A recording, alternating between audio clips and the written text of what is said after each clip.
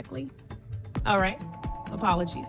Yes or no? Is it true that you are currently under investigation by the Brazilian Federal Police for your role in the January 8th coup attempt? I don't know. I haven't received That, the proper thank you. notice. Moving on, reclaiming. Is it true that an official report from the federal police provides evidence of your participation in a group created to, quote, discredit the electoral process, plan the execution of a coup d'etat, and abolish the democratic rule of law? Same answer. You don't know. Okay. Do you disavow the military dictatorship that ruled Brazil from 1979 to 1985? This has nothing to do with what we're Okay. discussing Yes here. or no, please? This has nothing to do This with what yes we're or no? discussing. Reclaim. I can ask. This is my hearing. I can Yes answer. or no?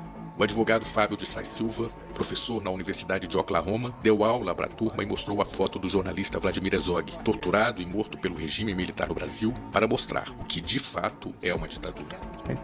And the Brazilian democracy is very young. It's only about 35 years old.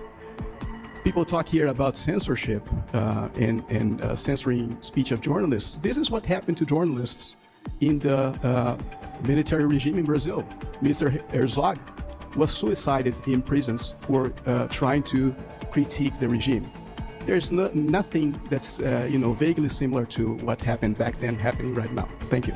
Susan White, deputada democrata, criticou a audiência e fez um breve discurso que a turma bolsonarista não deve ter gostado nada. Unfortunately, the framing of this hearing, which I believe presents a distorted view of Brazilian democracy and provides a platform to those seeking to undermine it, does the opposite of that. Rather than strengthening our relationship, a hearing like this serves only to damage and undermine it. Brazil is a strong and vibrant democracy with a robust civil society and media, a multitude of political parties representing a huge political spectrum, and an electoral system that is rightly considered to be one of the most secure and rapid in the world. Like all democracies, including right here in the United States, there are healthy debates to be had about aspects of the country's institutions. But I want to be clear. Internal politics and debates on constitutional and legal issues should be decided by the Brazilian people, their elected representatives, and Brazil's judiciary.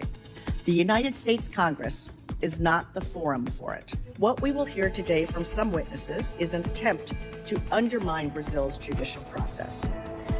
Former President Bolsonaro's conduct in office, his praise for the military dictatorship, his calls for violence against his political opponents, his refusal to acknowledge his 2022 election loss, his attempt to engineer a coup, and his incitement of the January 8th attacks triggered laws in place designed to serve as a check on executive power resulting from the coup in 1964.